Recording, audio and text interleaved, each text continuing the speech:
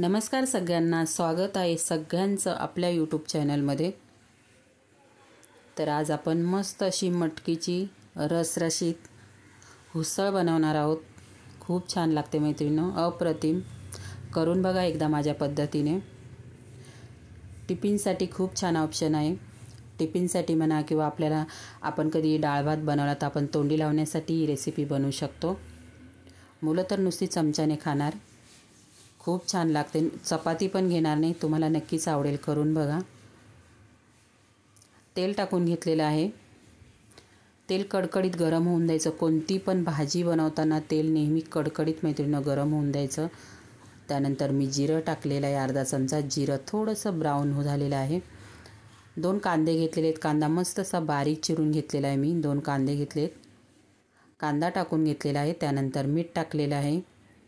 आणि मटकी निवडताना मैत्रिणींनो, गावठी मटकी जर तुम्हाला पाहिजे असेल ना, छोटी राहते, जराशी काळपट राहते ती मटकी खूप छान लागते। सुकी बनवा किंवा मोड आलेली बनवा, रश्शावाली बनवा, खूप छान लागते। म्हणजे तिची टेस्ट अलग लागते।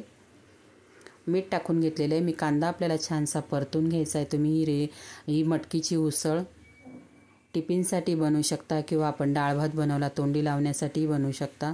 सगळ्यांना आवडते ही मटकी म्हटलं तर सगळ्यांना, मुलांना तर खूप आवडते। कढीपत्ता टाकून घेतलेला आहे। कांदा छानसा असा आपल्या तेलामध्ये परतून घ्यायचा आहे आपल्याला। याच्यामध्ये आपल्याला वाटपाचा वगैरे कसलाही वापर करायचा नाही आहे।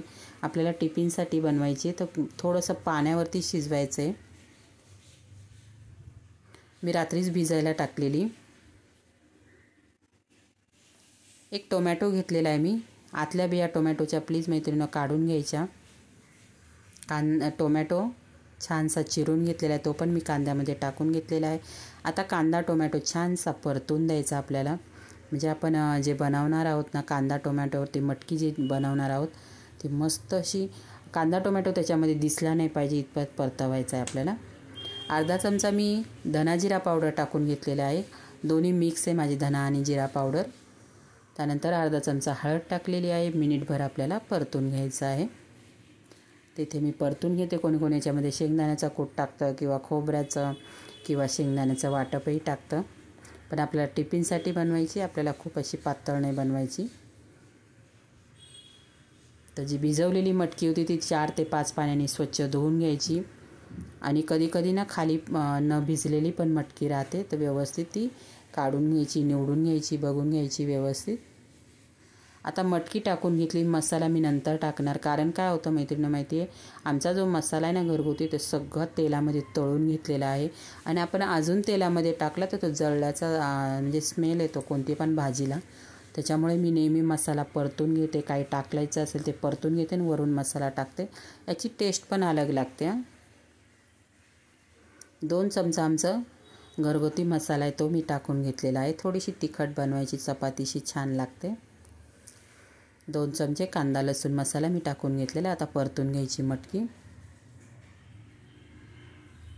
तर मसाला व्यवस्थित मटकीमध्ये परतून घेत आहे। करून बघा मैत्रिणी नक्की एकदा, झटपट होणार। एक सकाळच्या टिफिनसाठी आपण सगळं वाटप वगैरे सगळं नाही करू शकत, तर खूप छान असा ऑप्शन आहे आणि खूप मस्त लागते। कलर बघा किती छान आलेला आहे, कलरवरूनच कळतं किती मस्त झालेली असेल। आणि भिजवलेली असते त्याच्यामुळे वेळ लागत नाही, मटकी मूग लगेच शिजल्या जातात। आता याच्यामध्ये मी थोडंसं कोमट पाणी टाकणार आहे, खूप नाही टाकायचं आहे। म्हणजे आपण जेव्हा टिफिनला भाजी देतो थोडी रसरशीत असेल ना, तर खायला पण छान लागते दुपारी। एकदम सुकी दिली ती दुपारपर्यंत एकदम सुकी होऊन जाते। आता थोडंसं मी पाणी टाकणार आहे याच्यावरती, कोमट पाणी टाकायचं आहे मैत्रिणींनो। आणि करून बघा एकदा।